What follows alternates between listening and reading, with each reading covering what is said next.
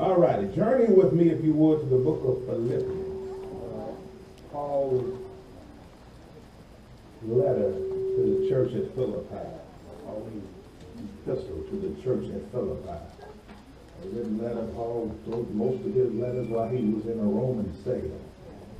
And Paul did more writing than he did preaching, but he did do that as well. Amen. The book of Philippians, I'll read it to you here, picking up at chapter 4 and picking up at verse 10. Philippians 4 and 10. And I'll be reading from the New King James. Philippians 4 and 10. You get that? Say amen. Amen. But I rejoice in the Lord greatly that now at last your care for me has flourished again, though you surely did care, but you lacked opportunity. Not that I speak in regard to need, for I have learned in whatever state I am, to be content. I know how to be abased. I know how to be abound.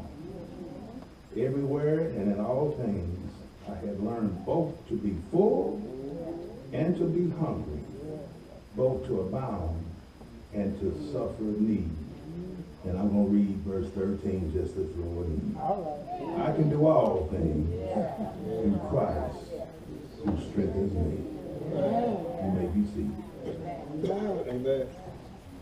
God bless you, ushers, deacons, preachers, some of labors in the gospel, these great deacons. Amen. It's a great church, and we've on the precipice for 25 years. Amen.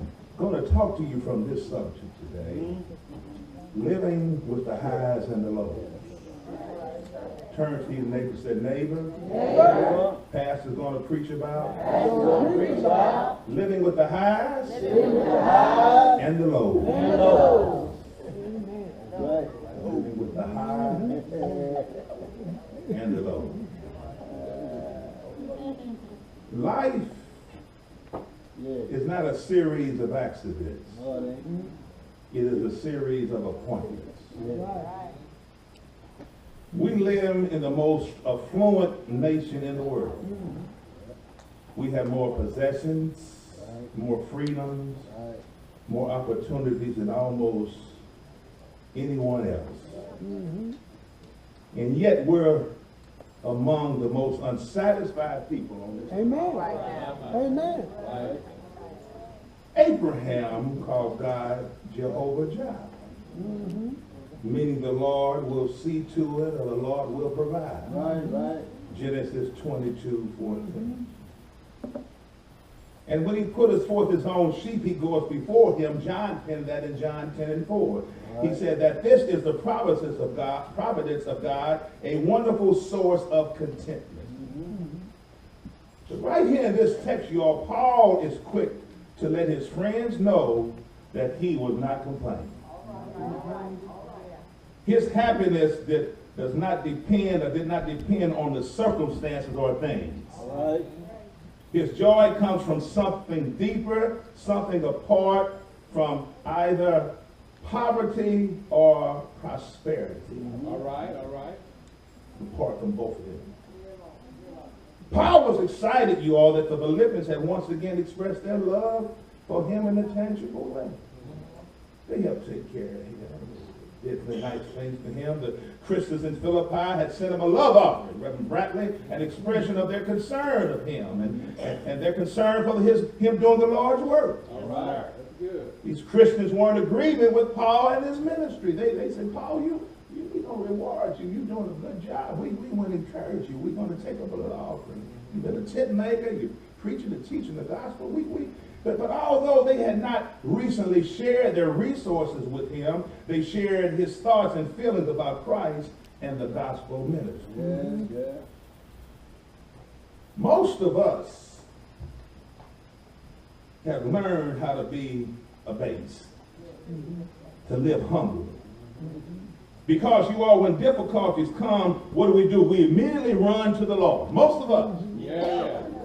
We learn how to fall on our knees. We know how to pray. We know how to call on Jesus.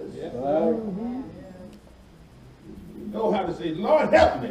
Mm-hmm. Amen. My grandmother. Lord, help me, Jesus. We ain't got no problem with that. Mm-hmm. Light bill came yesterday for some of y'all. First of the month, said, Lord, help me, Jesus. So we open it up. Lord, help me. There's something I can handle. We got no problem with that. But few of us have learned how to abound, to live in prosperity. Mm-hmm. The problem with many folk is that some are thermometers and not thermostats. All right. Thermometer doesn't change anything around it. Right. Mm-hmm. It just registers, Jody, the temperature. Right. It's always going up and it's or either going down. Right. But a thermostat regulates the surrounding and changes them when they need to be changed. Right. The Apostle Paul was a thermostat, you are. Yeah. Instead of having spiritual up and downs as the situation changed, he went right on, steadily doing the work of serving Christ. And we too must know how to be a thermostat. Right. Instead of vacillating, going up and down, well, I might go to church, I might not go to church, I might give 125, I might not give 125, amen. I might sing this week, I might sing this month, I might not, I might pray, I might come to the clinic. We go up and down. Right. In serving Christ. Right. Prosperity has done more damage, you all, to believers than adversity. Right. Hang on, Reverend. Amen. I'm going somewhere. How do we get to that lofty goal of contentment?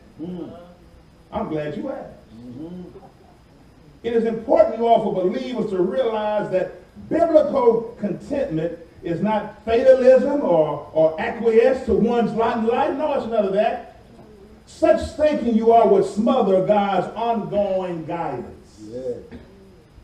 Rather, contentment involves one perspective on life. All right. Asking, contentment involves one perspective on life. You all, to have real contentment, remember that everything belongs to God, and what we have is a gift from Him. Yes, sir. Yes, sir. I don't own nothing. These ain't my cars. This ain't my truck. This ain't my robe. This ain't my shoe. All this belongs to God. All right. All right. That house you live in, I'm getting my house painted now. That ain't my house. I die tomorrow, it's gone. Somebody else gonna live in there. Tear it down or rent it out. It ain't my house.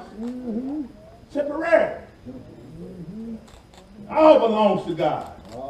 This air I breathe, this ain't my air. I didn't get up this morning and say, where's the air at? God gave me the air to breathe.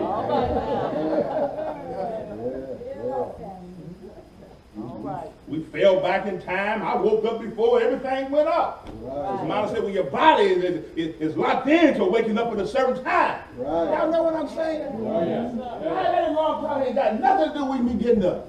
Spring forward, fall back. My body is your body is programmed to wake up a certain time.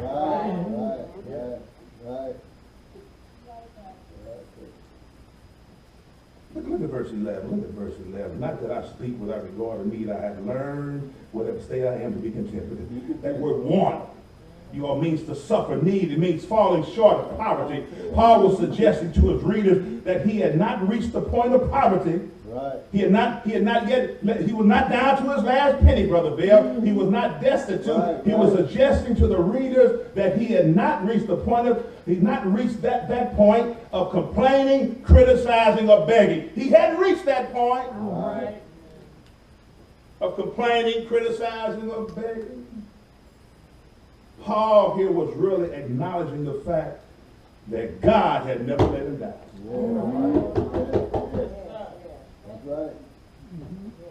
God had allowed him to suffer. See, God allowed us to go through something. You can take all the vitamins you want. You can have 3 doctors. I got 2 or 3 like everybody else, amen. Some of us got doctors, we got foot doctors, eye doctors, back doctors, even leg doctors, head doctors, ear doctors, we got all kind of doctors. All kind of doctors. And you go see all of them once a week, amen. Amen. Some of y'all took flu shots, 2 flu shots, take this medicine, you exercise and all that, and you still got a doggone cold.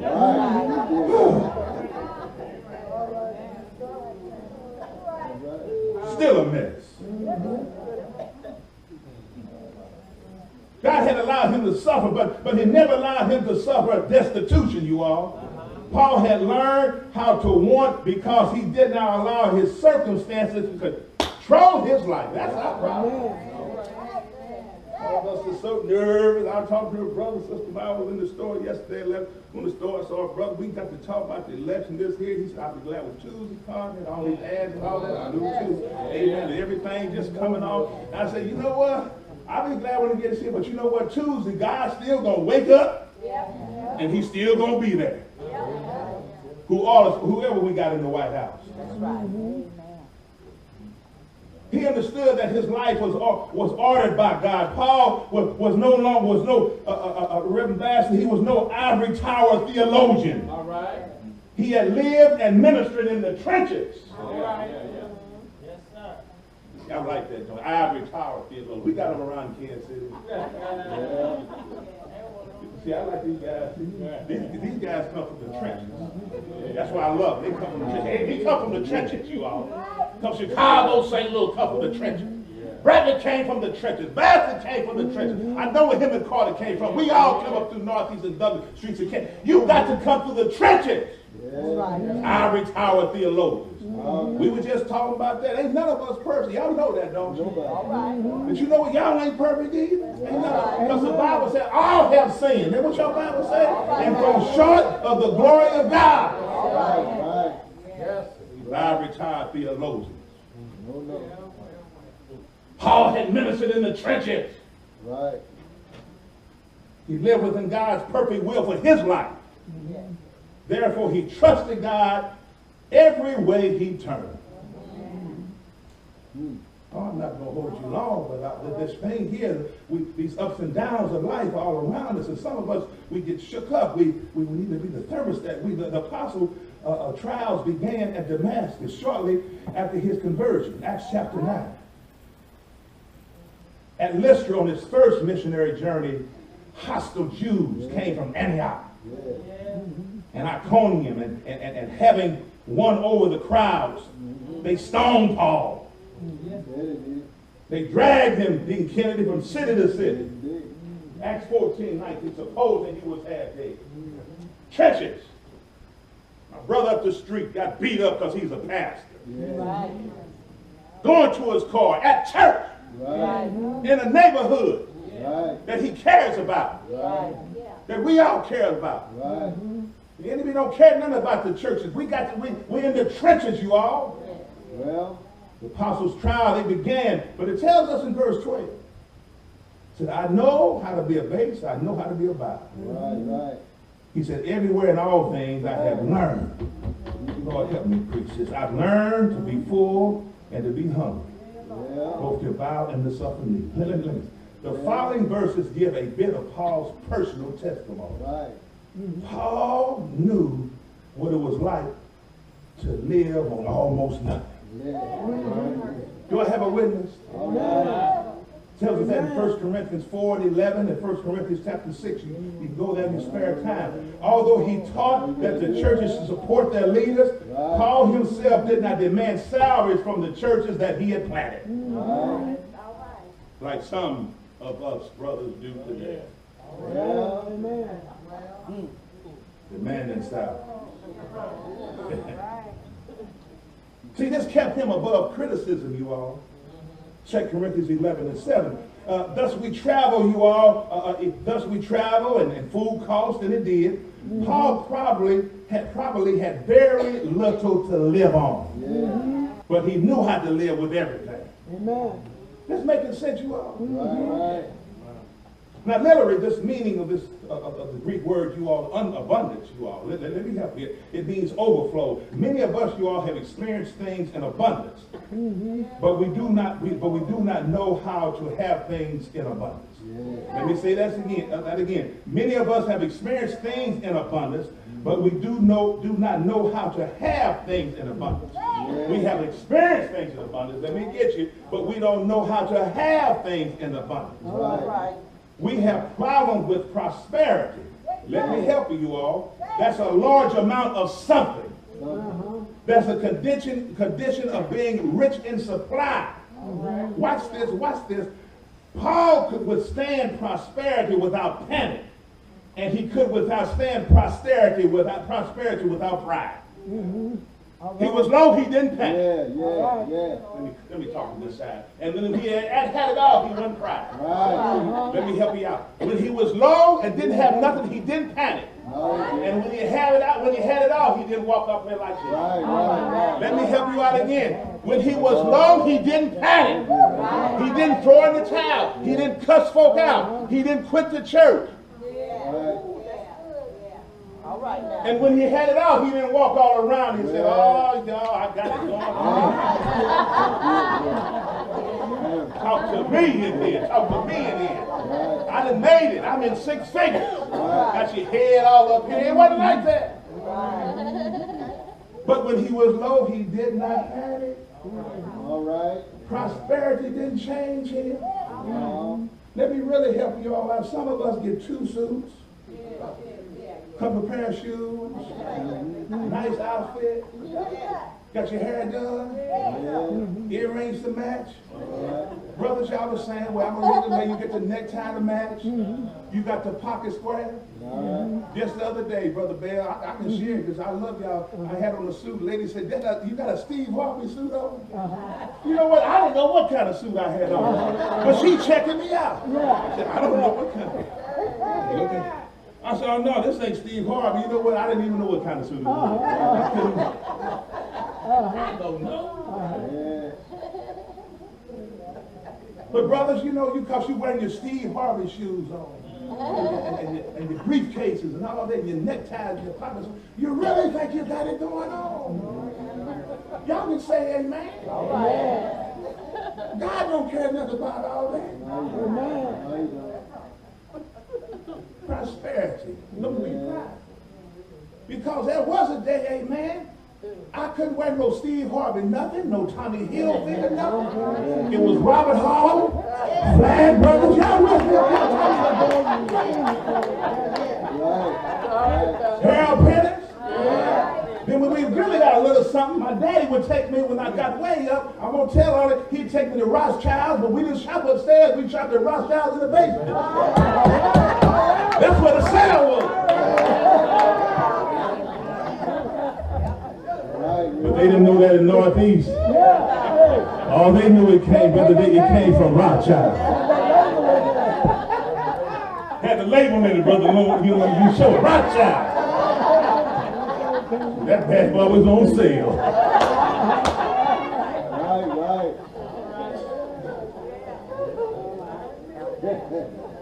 Flag Brothers, 2 pair for $25. Hills Brothers, there we go. 2 pair for $5. But I think I'm something because I can wear Bostonians and Stacey Adams. Florisham. Paul didn't walk with pride because he had it going on. He said, I learned, it's right there. Y'all almost done. I'm going to get out your way. Y'all got meetings to attend to. You got things to do. He said, I know to be abased, and I know how to be abound. Everything and all things I have learned, both to be full and hungry. You know, if y'all been to Dallas or Houston, I think they got them in Houston or Atlanta, you really think you done made it when you eat at Papa Do's. Oh yeah. Papa Do's are ruined. Preachers took me to Papa Do's. I said, Lord have mercy.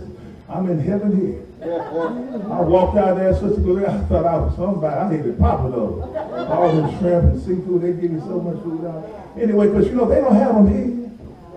I got to come back to Sonic and Applebee's. All right. That's sad. And when I came back, they had a closed Red Lobster, amen. Because they don't compare to Papa Do's at all. Well, what he's saying, I don't care where you eat at, whether you're full or you're hungry, whether you eat Jiffy peanut butter, bologna and cheese pie with saying, listen, I know how to have it all. Or not nothing at all, and I can be content. He said, I've learned whatever state I'm in. Paul said he had learned the secret of a victorious Christian life. That's where it is. A victorious Christian life. He did not focus his attention on why things were happening in his life. See, that's our problem. He focused his attention on how to withstand me. You all, we got hell breaking up all around us. Prison ain't going to change us. More policemen ain't going to change this. Gun control ain't not going to change this. It's the spirit inside of a person. That's right. I listened to Dr. David Jeremiah today. He said, listen, preaching don't change folk. Preaching the gospel of Jesus Christ changed folks. Y'all with me? The Holy Spirit changed folks. Guns ain't killing nobody. It's the people that are pulling the trigger of the gun. The spirit that's killing folks. He could withstand having much or having little. He could deal, I like this part, he could deal with feast or famine. It's all about perspective. How much you weigh? May the Lord bless you real good.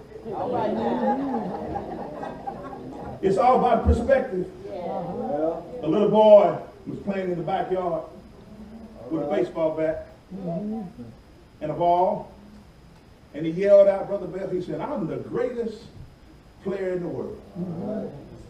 So he tossed the ball in the air, and he swung it and missed. Undoubted, he picked up the ball again and threw it in the air and said to himself, he said, I'm the greatest player in the world. And he swung the bat and he missed the ball again. He paused for a moment. He looked at the ball, he looked at the bat carefully. Then once again, he took the ball and threw it in the air. He said, I'm the greatest baseball player here in the world. Swung it, and he missed it again. Third time he sat down and he got up, he looked in the sky, not missing a beat. He took the ball, fourth time, and threw it up, and he missed it. He said, wow, I'm the greatest pitcher the world has ever known.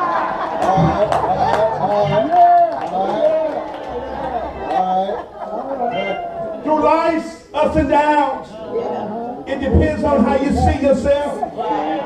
It depends on where you are and how you perceive. And in verse 13, I can't preach this without leaving this out. Paul said, I can do all things through Christ which strengthens me. Paul's contentment was not gained through stoic self-discipline. Instead, it was through Christ alone. In the context of the word, everything refers on the list. An outward sign, you all, is always about an inward change. I don't care how you looking at it. I don't care how other folks is looking at it. It's the perspective that you have. It's not the right perspective. You're going to feel like you're dying. When we learn to be content, our lives will reflect no selfishness. Our attitudes will reveal no jealousy. Our words will create no bitterness. Our sacrifices will have no regret. Our togetherness, you all will suffer no division. Paul said, I can do all things through Christ which strengthens me. And we got to learn today, you all, if you go into your refrigerator and you got a half dozen eggs, you all, or you got food to last you for 4 or 5 months. I don't care if all your bills are paid. I don't care if your house is paid for. I don't care if whatever you got, the wall-to-wall carpet and no carpet. You got to learn to be content in whatever state, because you know what? It can change. It can change. Tuesday it can change. Tomorrow it can change. Next week it can change. You can have a good report today, but next week it can change. They might not see a spot on your body today, but next week they might find a spot. You might have shoes today. You might not have shoes tomorrow. An earthquake might come today. A storm might come tomorrow. But you got to learn to be content in whatever state that you're in. One child might graduate. I feel this thing. One child might flunk out.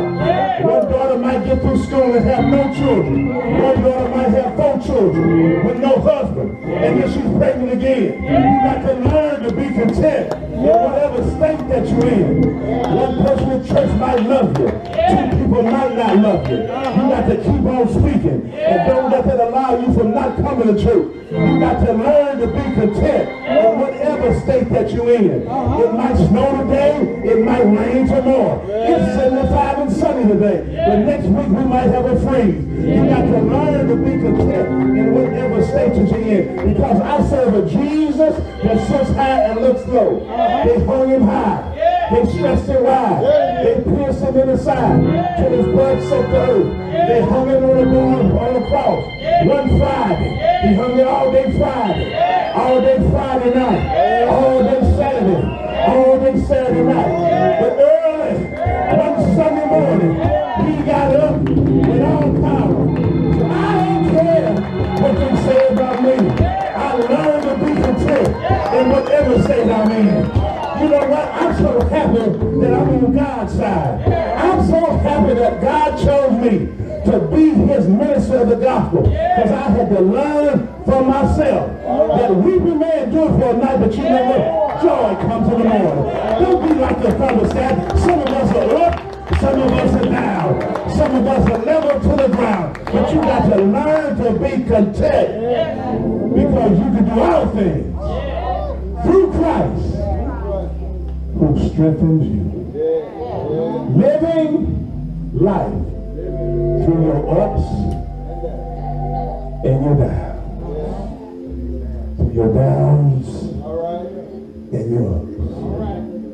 And the only way you're going to learn it is learn it through Christ and his spoken word. We weren't born that way. Paul, if you look out the text, and I'm done, he said, I learned to be content in whatever state that I'm in. Whether I'm up or whether I'm down. Because you know what? We allow people to put us down, and we allow the world to push us up. But God's word said, humble yourself in the mighty hand of God, and he will exalt you in due time. Let us pray. Eternal gracious Father, we thank you for